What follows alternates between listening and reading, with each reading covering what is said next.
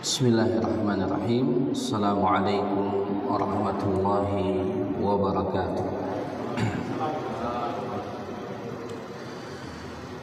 Innal hamdalillah nahmaduhu ta'ala wa nasta'inuhu wa nastaghfiruh wa na'udzu billahi min syururi anfusina wa min sayyiati a'malina. May yahdihillahu fala mudilla lahu wa may yudlil fala hadiya lahu. Asyhadu an la ilaha illallah wahdahu rabbi la syarika lah iqraran bihi wa tauhida wa asyhadu anna Muhammadan abduhu wa rasuluh sallallahu alaihi wa ala alihi wa sahbihi wa sallama. Amma ba'd. Alhamdulillah, pada malam hari ini dengan izin dari Allah Subhanahu wa taala kita akan kembali mengambil faedah yang berkaitan dengan bersuci dari kitab Umdatul Ahkam. Kita pada pertemuan yang lalu sudah membaca hadisnya sahabat Nabi sallallahu alaihi wasallam Abdullah bin Zaid yang memberikan contoh kepada kita bagaimana dahulu Nabi sallallahu alaihi wasallam berwudu, sehingga insyaallah ta'ala dua hadis tersebut, hadisnya Abdullah bin Zaid dan hadisnya Utsman bin Affan, merupakan dua hadis yang paling sempurna di dalam menyebutkan tata cara berwudunya Nabi sallallahu alaihi wasallam. Kemudian kita baca hadis yang ke-10.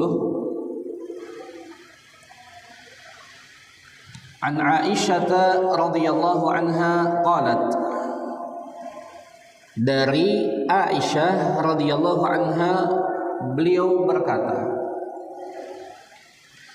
kana Rasulullah sallallahu alaihi wasallam yu'jibuhu tayammunu fi tana'ulihi wa tarajjulihi wa tuhurihi wa fi sya'nihi kulli. Beliau berkata, adalah kebiasaan Rasulullah sallallahu alaihi wasallam, beliau sangat menyukai mendahulukan yang kanan fi tana'ulihi, di dalam memakai sandal. Jadi Rasulullah sallallahu alaihi wasallam juga ternyata memakai sandal, dan beliau suka memakai sandal itu mendahulukan yang kanan. Wa tarajjulihi, di dalam menyisir, meminyaki rambut. Tarajjul itu maknanya diminyakin kemudian disisir, itu makna dari tarajjul. Jadi Rasulullah sallallahu alaihi wasallam ini orang yang sangat rapi, sangat menjaga penampilan luar dan dalamnya. Beliau sallallahu alaihi wasallam adalah orang yang bersih luar dalamnya. Wa tarajjulihi, bahkan penampilan luarnya bersisir juga beliau sallallahu alaihi wasallam, berminyak juga rambutnya. Wa tuhurihi wa fi sya'nihi kulli, dan beliau suka mendahulukan yang kanan di saat bersuci. Di sini mencakup berwudu dan juga mandi janabah. Makanya kalau berwudu yang disunnahkan kita dahulukan untuk dibasuh adalah bagian yang kanan lalu kiri. Demikian pula ketika kita mandi junub, maka disunnahkan kita mulai menyiram bagian yang kanan baru yang kiri. Wa fi sya'nihi kullihi, dan di dalam seluruh keadaannya. Di sini maknanya di dalam seluruh keadaannya, maksudnya di dalam seluruh hal-hal baik beliau memulai dengan yang kanan. Jadi bukan di seluruh keadaannya keluar masuk kamar mandi, enggak. Kalau masuk kamar mandi ada hadis khususnya dan yang lain sebagainya. Di sini Syekh Al-Utsaimin rahimahullah taala menjelaskan siapa itu Aisyah. Aisyah itu adalah ibunda kaum mukminin dan beliau merupakan istri Rasulullah sallallahu alaihi wasallam yang paling afdol.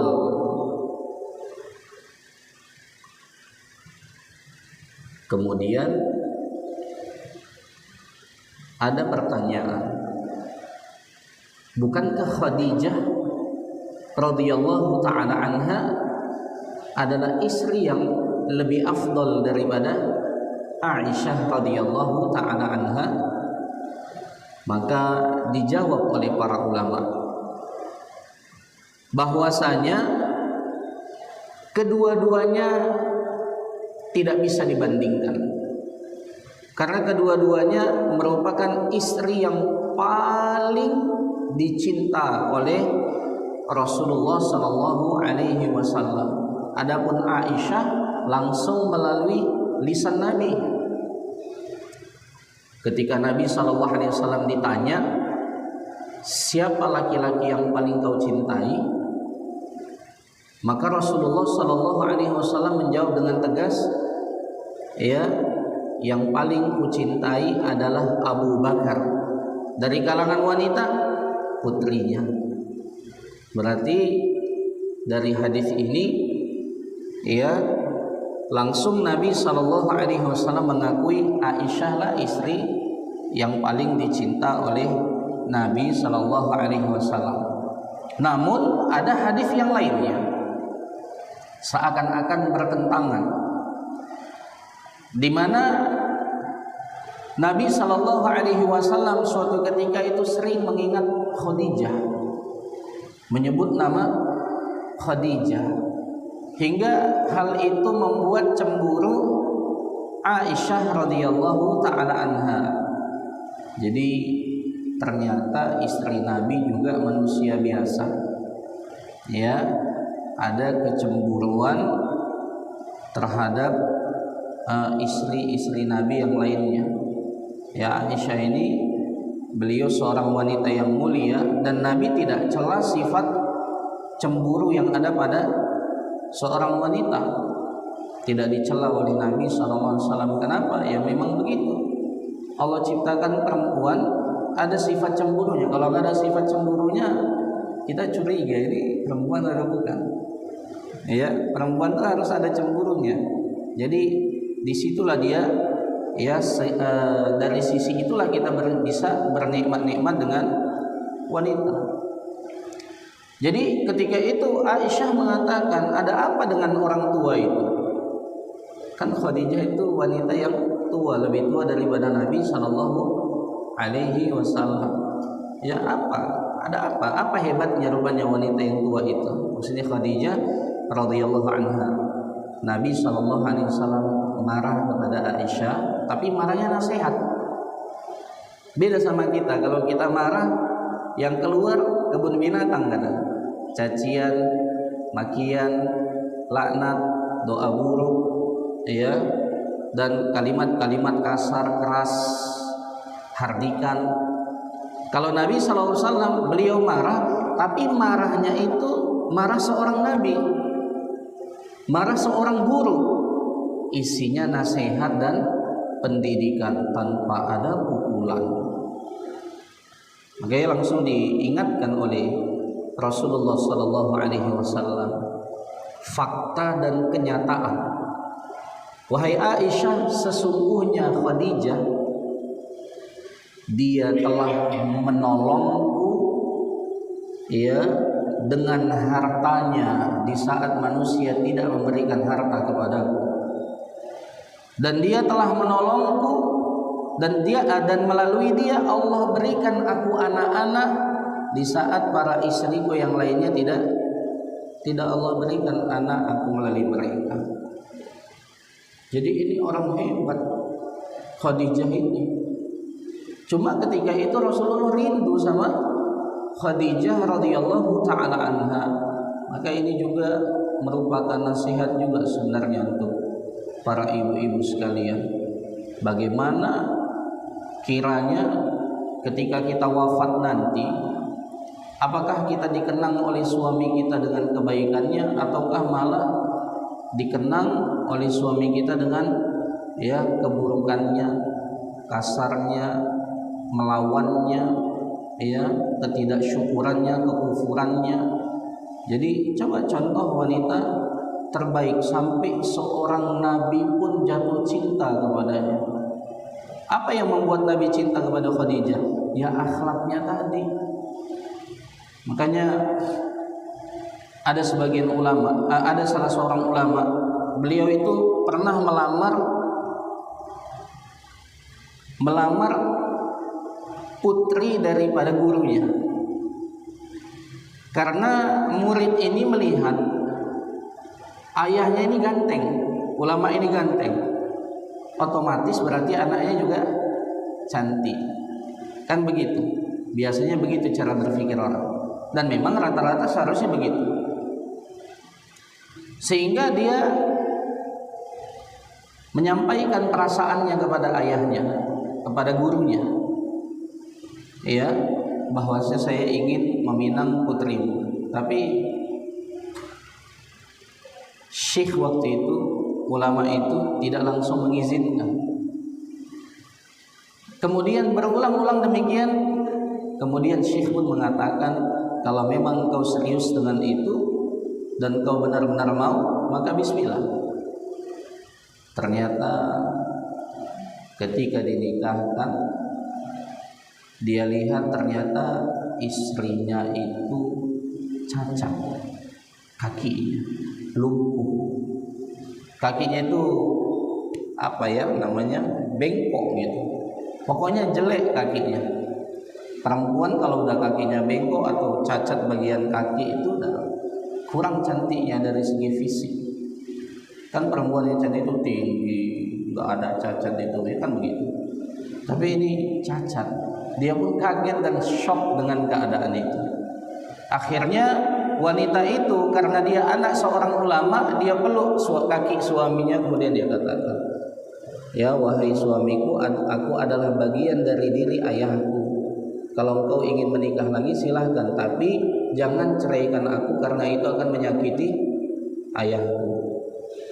Akhirnya dia nggak bisa ngomong apa-apa, diam aja dia, karena dia nggak suka sama perempuan ini. Ternyata berjalan satu hari, dia cerita ketika istrinya ini sudah meninggal, dia cerita, dia katakan tidak ada yang lebih aku cintai daripada wanita ini. Kenapa? Karena dia di dalam kesehariannya di rumah itu melayaniku dengan maksimal. Ketika suaminya pulang, nggak sibuk, gimana berapa gaji hari ini, gimana pemasukan apa, nggak ada begitu, ya nggak ada membebankan itu. Kemarin tetangga baru beli kulkas, beli juga lah. Itu tetangga baru beli mobil, kita beli juga lah. Itu beli tanah, nggak begitu. Ya, dia ini lisannya sangat bagus dan di dalam hal melayani pun bagus. Tidak pernah keluar dari ucapannya ucapan yang buruk. Tidak pernah aku merasa kurang di dalam pelayanannya. hingga akhirnya dia meninggal dunia. Jadi subhanallah, wanita yang cacat bisa membuat seorang laki-laki jatuh cinta dengan apanya? Dengan akhlaknya. Apalagi sudah fisiknya cantik plus akhlaknya cantik. Ini cahaya di atas cahaya.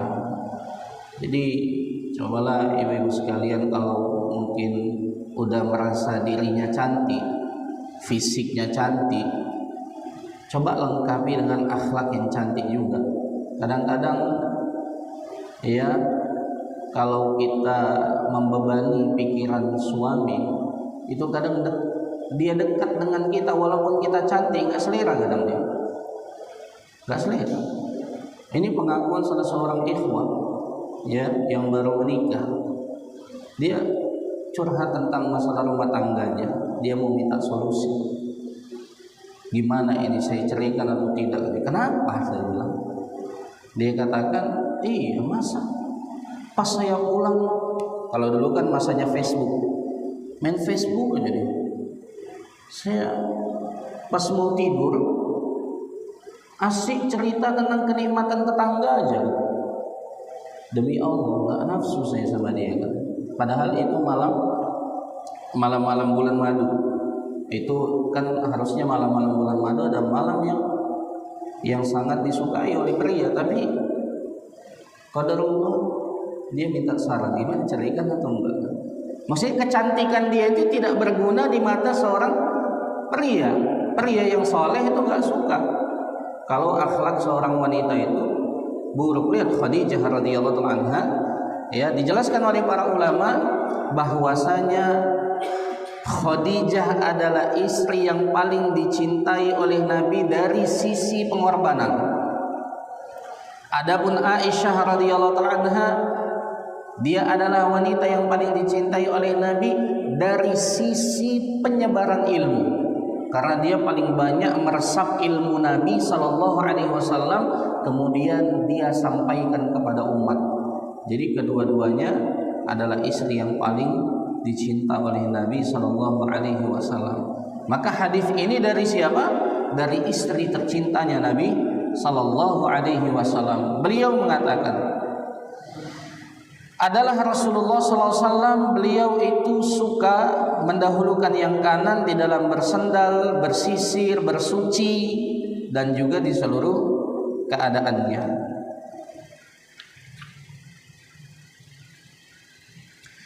Kemudian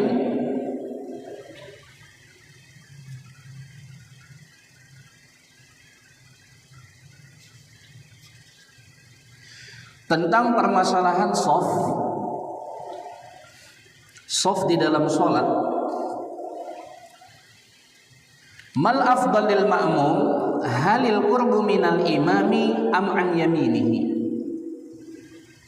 Jika ada orang yang bertanya, mana yang lebih utama bagi seorang makmum, mendekat ke imam atau berada di posisi kanan imam? Ini pertanyaan ya yang diberikan oleh Syekh Al-Utsaimin rahimahullah taala. Mana yang lebih afdal bagi seorang makmum, dia dekat dari imamnya atau dia berada di posisi kanan ketika sholat? Ya, ketika sholat mana yang lebih afdal? Dia dekat dengan Nabi, dekat dengan imamnya, atau dia berada di posisi kanan? Maka jawabannya yang dekat itu lebih afdal. Maksudnya begini, imam sini berdiri, kemudian bagian kanan imam berarti sana. Ya, bagian kanan imam itu di sana. Imam berdiri, kemudian mana yang lebih afdal, yang di belakang imam dekat sama imam atau yang kanan? Maka di sini dari Syekh Al-Utsaimin rahimahullah taala mengatakan yang paling dekat. Ya, yang paling dekat itu yang lebih afdal. Kemudian kata beliau, fa idza tasawal yamin wal yasir, kalau antara kanan dan kiri itu sama, sama-sama dekat. Mungkin di belakang imam itu satu, di kanannya ada dua, di kirinya ada dua, sama gitu. Fal yaminu afdal, maka isi yang kanan itu lebih afdal. Jadi kita lihat aja, kayaknya kalau sama posisinya, ya kosong antara kanan dan kiri itu sama jaraknya dengan imam, maka pilih kanan. Tapi kalau kanan udah terisi banyak, ya kosong di sebelah kirinya masih lebih dekat lagi dia dengan imam daripada yang di ujung kanan, maka lebih afdal lagi dia dekat. Begitu. Karena nanti kalau dikatakan lebih afdal yang kanan, akhirnya semua pilih kanan, yang kiri kosong, dan itu tidak dibenarkan. Nah, dan ada beberapa masjid terkadang begitu, ya, yang kita lihat dia isi kanan semua, kemudian yang kirinya kosong, ya, baru nanti diisi, padahal itu salah paham, itu salah paham yang seperti itu. Yang dekat dengan imam lah yang paling afdol, baru yang sebelah kanan. Kalau sama maka yang kanan isi, tapi kalau sudah kejauhan yang kanan maka isi yang kiri yang lebih dekat dengan imam. Wa amma fi'lu ba'dhin nasi bi ayyamla al-aymana faqat, adapun perbuatan sebagian orang yang mengisi bagian kanan saja, wal aisaru la yujadu fihi illa rajulun aw rajulan, sedangkan bagian kiri cuma satu atau dua orang aja, fahada khata, maka ini perbuatan yang keliru. Dan ini kekeliruan ini terjadi di tengah-tengah masyarakat. Niatnya baik, mungkin mereka baca hadis Nabi, ya, tapi kan hadis Nabi Shallallahu Alaihi Wasallam itu harus dipahami dengan pahamnya para ulama. Jangan sampai nanti kita tersesat karena belajar tanpa guru, sebagaimana kisah daripada, ya, ada kisah yang sangat ma'ruf itu. Dia hanya menjadikan buku adalah gurunya, nggak mau belajar sama guru itu, nggak mau. Dia baca-baca aja, baca. Rupanya dia dapat hadis Nabi SAW, kulu habbatas sauda fa innahu syifa likulli da. Makanlah oleh kalian di buku itu, rupanya kan biasa buku salah cetak. Kulu hayyatus sauda, harusnya kan titiknya itu satu. Habbah itu artinya biji hitam, jintan hitam. Makanlah jintan hitam karena itu adalah obat dari segala macam penyakit, kata Nabi.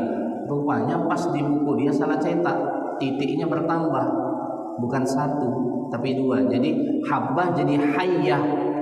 Apa arti hayyah? Artinya ular. Makanlah ular hitam karena itu adalah obat dari segala macam penyakit. Akhirnya dimakannya, disuruhnya orang makan juga, mati mereka semua. Dia mati dan orang yang lainnya yang dia suruh untuk makan itu mati juga. Jadi subhanallah, ya, demikian pula kadang-kadang semangat dari para kaum muslimin, mereka beli buku terjemahan, mereka baca-baca, bagus, itu bagus. Tapi kalau ragu dengan sesuatu atau kalau bisa belajar dengan guru itu lebih baik dan selamat, ya, lebih baik dan lebih selamat. Makanya kadang-kadang pengamalan di masyarakat agak aneh-aneh itu, ya, itu kadang-kadang apakah gurunya yang salah paham atau mereka hanya belajar dari buku tanpa seorang guru. Naam. Yang pertama kata Syekh Al-Utsaimin, anna Nabiya sallallahu alaihi wasallam lam yaqul atimmul aymana fal ayman. Bantahan untuk mereka yang mengisi kanan aja, ya, kirinya kosong. Kata Nabi sallallahu alaihi wasallam, Nabi tidak mengucapkan atimmul aymana fal ayman. Kata Syekh Al-Utsaimin, Nabi tidak mengucapkan sempurnakanlah yang kanan baru kiri. Enggak begitu sabda Nabi sallallahu alaihi wasallam. Nabi tidak mengatakan sempurnakan yang kanan.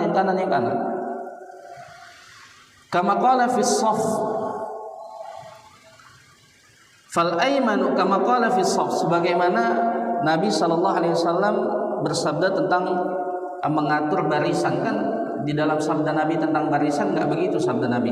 Walau kanal aimanu al afdala mutlaqan laqala atimul aimana fal aiman.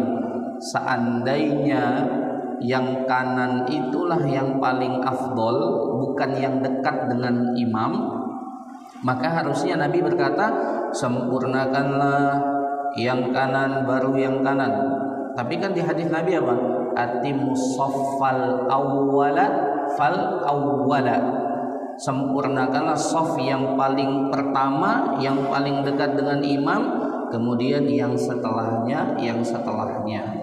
Jadi patokan kita lihat dari jauh, ini kayaknya kiri lebih dekat dengan imam daripada kanan, pilih kiri ya. Oh ini kayaknya sama nih antara kiri dan kanan, kedekatannya dengan imam, kalau bisa pilih kanan gitu. Jadi di umur kita yang singkat ini, hanya 60-70 tahun ya, kalau bisa kita beramal dengan amalan yang afdal, kenapa tidak ya, hanya menggerakkan sedikit langkah kaki kita ke kanan, maka di situ ada keutamaan. Yang kedua, fi awalil Islam kana rajulani ma'al wahid yakunul imamu bainahuma. Di awal Islam dahulu yang sholat itu kan cuma 2 orang dengan 1 imam. Itu seringnya begitu, sikit. Yakunul imamu bainahuma. Posisi imam di mana? Posisi imam itu persis di tengah-tengah antara keduanya. Gitu. Jadi Nabi enggak suruh mereka ke kanan, enggak, tapi disuruh Nabi untuk persis berada di tengah-tengah, di belakang Nabi sallallahu alaihi wasallam. Jadi imam pas di depan. Menunjukkan yang lebih utama itu bukan kanannya, yang lebih utama yang paling dekat dengan imamnya. Walau kana al-aymanu afdal mutlaqan lakana rajulani an yaminihi. Seandainya bagian yang kanan itu afdal secara mutlak, maka harusnya 2 orang itu berada semuanya di sebelah kanan. Tapi enggak. Nabi posisikan mereka itu persis berada di belakang Nabi sallallahu alaihi wasallam ketika berjamaah. Jadi ini meluruskan paham namanya ya. Kita kalau bisa lihat posisi yang paling dekat dengan imam, itulah yang lebih afdal daripada yang kanan. Nah,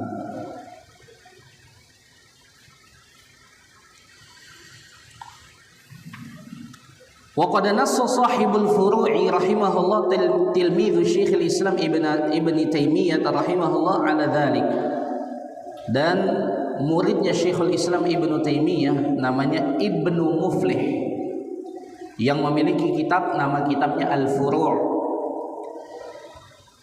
Beliau telah menuliskan suatu nas, innal qurba minal imami afdal. Sesungguhnya yang dekat dari imam itulah yang paling afdal. Rupanya pembahasan ini sudah dibahas sejak zamannya Syekhul Islam Ibnu Taimiyah. Berarti dari zamannya beliau kesalahpahaman di dalam mengurusi urusan shaf ini terjadi. Makanya sampai mereka bahas mana yang afdal ya, yang kanan atau yang dekat dari imam. Rupanya itu pembahasan lama, bukan pembahasan ulama zaman sekarang. Nah, kemudian kata beliau, wa yustathna min qauliha radhiyallahu anha fi sya'nihi kullih, dan dikecualikan dari ucapannya Aisyah radhiyallahu anha, Nabi suka kagum dengan bagian yang kanan, bahkan di seluruh keadaannya, maja'atis sunnah fihi bitaqdimil yasar. Dikecualikan apa? Apa-apa yang datang dari hadis Nabi penyebutan dahulukan yang kiri.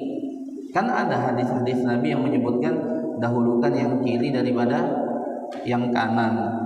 Ya, apa contohnya? Khal'is thawb. Yang datang riwayatnya itu membuka baju. Membuka baju ya itu malah disunnahkan yang kiri duluan. Kalau kita lakukan itu dengan niatan ingin mengamalkan sunnah Nabi, berarti ada nilai pahala sunnah di situ. Wa kadzalika taqdimur rijlil yusra indal khuruji minal masjidi.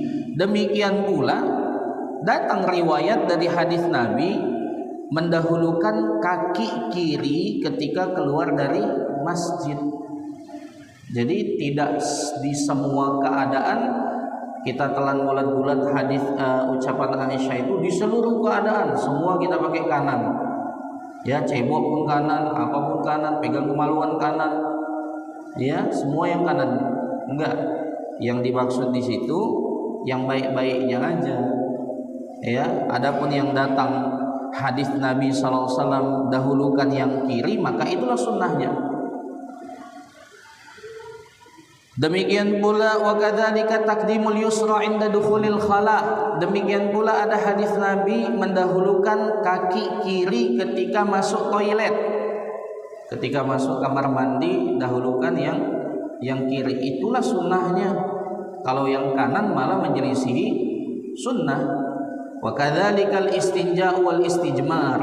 Demikian pula datang hadis Nabi penyebutan dahulukan yang kiri daripada yang kanan ketika istinja. Istinja ini bersuci dengan air atau istijmar. Istinja ini cebok lah bahasa kita ya. Cebok dengan air. Istijmar itu cebok dengan selain air, dengan batu. Ya, di zaman dahulu kan para sahabat Nabi ridwanullah alaihim ajmain tidak semuanya mereka mudah mendapatkan air, jadi boleh cebok pakai selain daripada air. Ya, kayak di bandara kadang-kadang susah, ada sebagian tempat ya kadang-kadang susah mau cebok dengan air. Mungkin di daerah-daerah kufar ya, negeri non muslim yang mereka biasa pakai tisu gitu kayaknya. Ya ada gitu di sebagian daerah, nggak apa-apa cebok pakai tisu, udah kita rasa bersih ya udah kita beribadah, kita berwudu, kita nggak ada masalah insyaallah. Fa innahu fi hadits Salman Al-Farisi radhiyallahu anhu qala. Nabi sallallahu alaihi wasallam bersabda di dalam hadis Salman Al-Farisi. Salman Al-Farisi ini sahabat Nabi sallallahu alaihi wasallam yang sejarah keislamannya itu banyak kita ambil pelajarannya. Ya, dari beliau yang tadinya seorang Majusi berubah menjadi seorang Nasrani, ya berubah menjadi seorang Muslim ketika dia mencari hidayah. Jadi hidayah itu dicari. Hidayah itu dicari.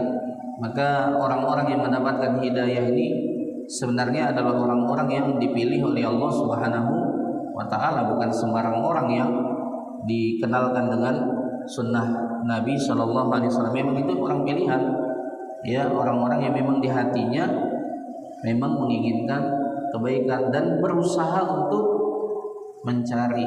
Salman Al-Farisi ya berusaha mencari. Ketika dia Majusi, dia lihat orang Nasrani, dia kan dulu menjaga api, ya orang tuanya termasuk daripada pimpinan orang Majusi. Dia tertarik dengan kafilah itu. Akhirnya dia ikut dengan kafilah itu. Rupanya orang Nasrani.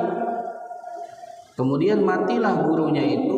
Gurunya nyampaikan kamu ke ke daerah ini, di situ ada ahli kitab. Kesanalah dia. Kemudian ini dah tua, mati lagi. Dia katakan sesungguhnya di dalam Alkitab disebutkan akan keluar seorang nabi. Ciri-cirinya dia tidak memakan zakat, tapi dia menerima hadiah, dan juga ada simbol kenabian seperti benjolan kecil seperti telur burung merpati kecil. Nah itu ada di tengah-tengah antara dua bahunya ini di belakang. Ya, kemudian datanglah kabar ada seseorang yang mengaku seorang nabi. Datanglah di situ Salman Al-Farisi. Datang, dia didatangi, hidayah itu didatangi. Ya. Hidayah didatangi. Datang beliau bawa zakat. Dilihatnya dari jauh. Oh, Nabi enggak makan, yang makan sahabatnya. Besoknya dia datang lagi bawa hadiah. Dilihat dari jauh. Nabi SAW memakan hadiah. Ini ada ciri-cirinya nih. Dia ada deg-degan ini gimana nih? Bener gak? Ya, kemudian sambil beliau mengelilingi Nabi SAW sambil nengok. Nabi tahu kalau Salman Al-Farisi ingin melihat simbol kenabian di bagian belakang Nabi SAW. Akhirnya Nabi buka sedikit jubahnya, diturunkan, kelihatanlah langsung beliau peluk Nabi SAW. Subhanallah. Ya, jadi intinya hidayah itu dicari, dan hidayah itu merupakan karunia dari Allah Subhanahu wa taala. Hadis ini dari Salman Al-Farisi, beliau mengatakan nahana Rasulullah sallallahu alaihi wasallam an nastanjiya bil yamin. Nabi Rasulullah melarang kami untuk cebok dengan tangan kanan. Berarti yang afdol, walaupun Nabi katakan Aisyah bersaksi Nabi suka yang kanan-kanan, tapi di dalam masalah cebok ya Nabi melarang pakai tangan kanan, berarti pakai kiri lah sunnahnya. Nah, demikian pula ketika seseorang ingin menyentuh kemaluannya, memang harus dia sentuh gimana? Pakai tangan kirinya. Fa innahu yamassuhu bil yasar. Maka sesungguhnya dia harus menyentuhnya dengan tangan kirinya. Li'anna Rasulullah sallallahu alaihi wasallam naha an masjid dzakari bil yamin. Karena Nabi sallallahu alaihi wasallam melarang seorang muslim memegang kemaluannya dengan tangan kanan. Pegang pakai tangan kiri. Ya. Wa hakadha kullu ma thabatati sunnah fihi min taqdimil yusra fa innahu mustathna min qawliha radhiyallahu anhu fi sya'nihi kulli. Demikian seluruh hadis-hadis yang sahih yang menyebutkan tentang mendahulukan kiri, maka itu dikecualikan dari ucapan Aisyah, Nabi suka bagian yang kanan di seluruh keadaannya. Faedah daripada hadis ini yang pertama adalah annal a'mala tatafadhal, bahwasanya amal-amal ibadah itu bertingkat-tingkat keutamaannya. Bahwasanya amal-amal itu ya bertingkat-tingkat keutamaannya. Ba'duha afdalu min ba'din, sebagian lebih utama dari yang lainnya. Jadi amalan itu, amalan ibadah itu beda-beda memang tingkatnya. Wa ba'duha a'jabu ila nabi sallallahu alaihi wasallam min ba'din, sebagian amalan lebih disukai oleh Nabi daripada amalan yang lainnya. Jadi di kesempatan kehidupan yang Allah berikan kepada kita ini, kalau memang bisa kita cari dan kita ketahui, kita pelajari ya, dan mudah pula untuk dilakukan yang lebih afdal, maka lakukanlah yang lebih afdal tersebut ya, karena nilai yang lebih afdal pastinya nilainya itu lebih besar di sisi Allah Subhanahu wa taala.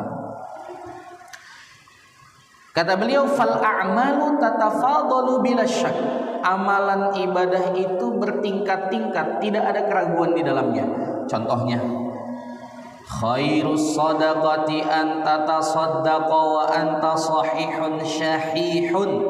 Kata Nabi sallallahu alaihi wasallam, sebaik-baik sedekah, berarti sedekah itu kan baik. Sedekah itu pada dasarnya sudah baik. Tapi sebaik-baik sedekah berarti ada cara sedekah yang lebih baik. Lebih baik berarti lebih utama. Lebih utama berarti lebih berpahala. Sebaik-baik sedekah, sedekah itu secara umum berpahala. Tapi yang satu ini beda. Apa itu? Antasaddaqa, engkau bersedekah dalam keadaan engkau ketika itu masih sehat. Sedekah di saat tubuh kita masih sehat itu nilainya beda dari sedekah di saat tubuh kita sudah tidak sehat lagi. Syahih, yang namanya orang sehat itu biasanya apa? Syahih, pelit. Syahih ini lebih dari kata pelit ini. Kikir. Ya, kita katakan kikir. Sedekah yang paling utama tuh kita lagi sehat, lagi kikir-kikirnya. Kita lagi pengen bangun rumah, di situ pula kita sedekah. Ya, kita lagi pengen punya mobil baru, di situ pula kita makin rajin sedekah. Kita lawan hawa nafsu untuk menabung tadi itu. Di situ kita lagi pengen beli tanah, ya, di situ pula kita sedekah untuk masjid misalkannya. Itu lebih luar biasa pahalanya. Ta'mulul baqa, kata Nabi, ketika engkau berharap berumur panjang.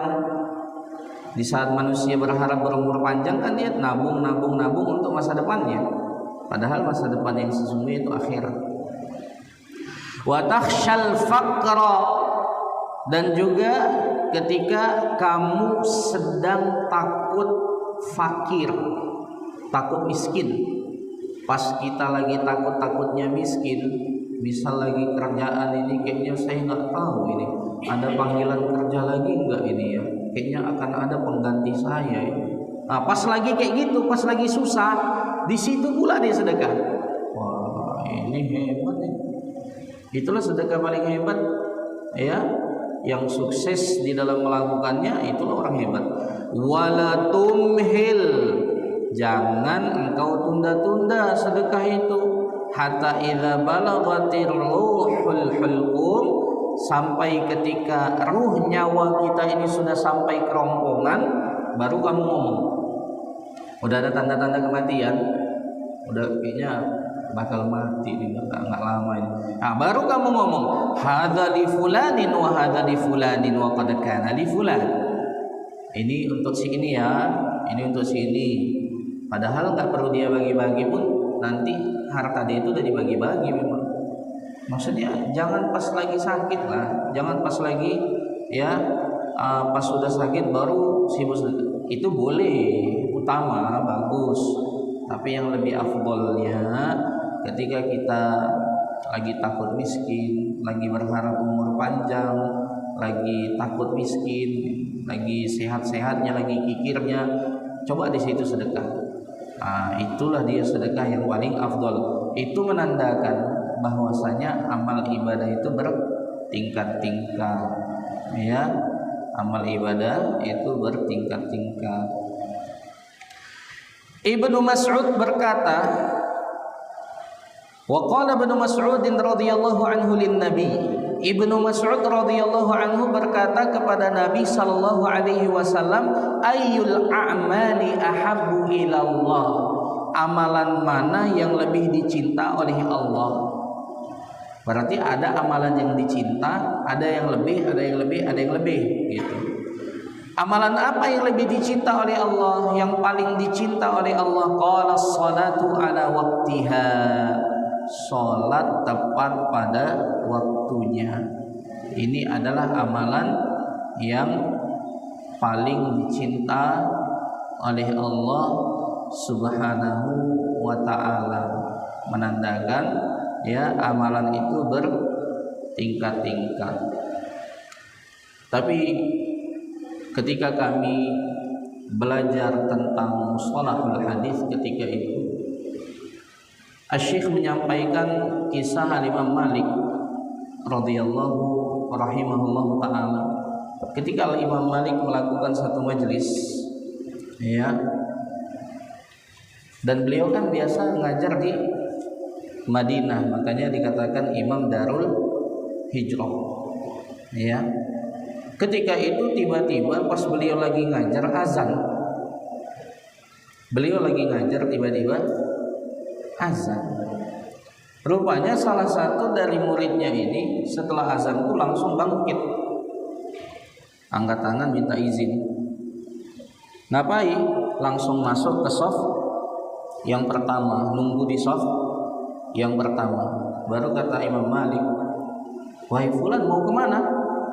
Baru dia mengatakan, saya ingin ya mengejar shaf yang pertama. Baru kata Imam Malik, duduklah.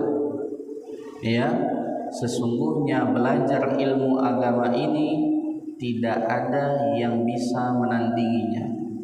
Amalan sunnah yang paling afdol itu adalah belajar.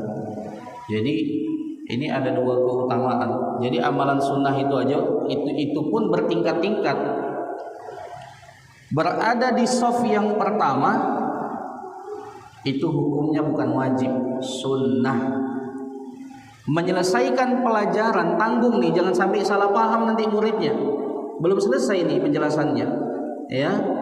Maka itu lebih disunnahkan lagi. Sehingga ya dahulukan yang lebih sunnah daripada yang sunnah lainnya. Begitu. Jadi harus ada segi prioritas dilihat. Ya. Nah, kemudian faedah yang kedua, annahu yabda'u fi ni'ali bil yamin. Disunnahkan memakai sendal dengan menggunakan kaki kanan dahulu. Ketika membuka dengan menggunakan kaki kiri. Ya, disunnahkan untuk melakukan hal itu. Itu sunnahnya. Adapun tentang sholat menggunakan sendal dibahas oleh para ulama. Sholat menggunakan sendal itu dibahas oleh para ulama. Ya, kalau memang kita mampu untuk sholat menggunakan sendal maka lakukan. Kapan? Di tempatnya. Kapan itu? Kita misal sholat hari raya, nggak pakai sajadah, pakai karpet aja misalkan ya, pakai aja sendal bersih. Jangan pula sendal yang baru dipijak-pijakkan di jalan itu kemudian dipakai sholat di atas sajadah, itu enggak. Ya, ketika sholat hari raya coba sesekali sengaja sholat menggunakan sendal yang bersih. Itu sunnah Nabi Sallallahu Alaihi Wasallam. Selisihilah orang Yahudi dan Nasrani. Kenapa? Karena mereka ketika sholat tidak menggunakan sendal. Jadi ada nilai pahala ketika sholat menggunakan sendal. Sesekali pakai sepatu khuf. Ya, kalau kita ada rezeki, kita lihat di Shopee ada sepatu khuf, beli sesekali. Pas musim dingin, pas apa?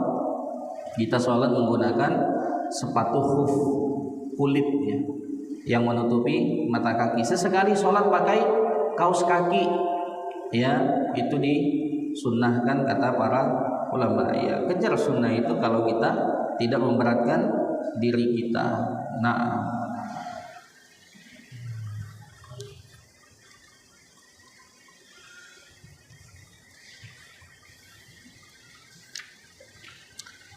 faedah yang ketiga, jawazul lubsin na'al, bolehnya menggunakan sendal. Dan ini ya merupakan perbuatannya Nabi Musa juga. Nabi Musa dahulu juga menggunakan sendal. Apa kata Allah di dalam Al-Qur'an Karim surah Thaha ayat ke-12? Fakhla'na 'alaika innaka bil wadil muqaddasi tuwa. Wahai Musa, lepaskan kedua sandalmu, sesungguhnya engkau berada di lembah yang suci, muqaddasi tuwa, di Tuwa. Ya, berarti Nabi Musa menggunakan sendal. Nah, kalau ada yang bertanya mana yang lebih utama, menggunakan sendal atau tidak menggunakan sendal? Pembahasan ini dibahas juga rupanya sama ulama. Mana yang lebih utama, menggunakan sendal atau tidak menggunakan sendal, bertelanjang kaki? Ya, maka jawabannya adalah sesekali kita tidak menggunakan sendal. Sesekali kita tidak menggunakan sendal. Kenapa? Karena Nabi Shallallahu Alaihi Wasallam bersabda dari hadisnya Fudalah ibni Ubaid radhiyallahu anhu, kana Nabi Shallallahu Alaihi Wasallam ya'muruna an nahtafiya ahyanan.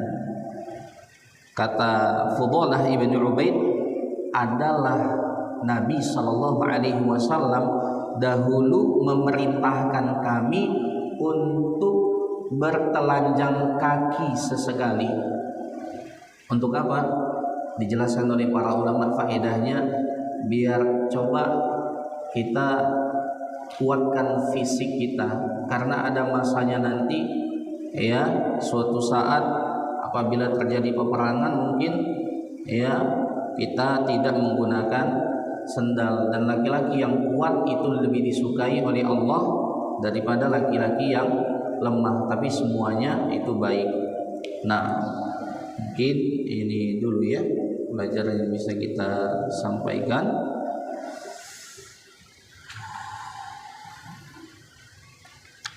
Insyaallah pada pertemuan berikutnya kita sambung kembali fawaidnya. Semoga apa yang telah kita sampaikan ini bermanfaat untuk kita semuanya. Naktafi bihadzal qadr ila huna. Subhanakallahumma bihamdika asyhadu an la ilaha illa anta astaghfiruka wa atubu ilaik. Assalamualaikum warahmatullahi wabarakatuh.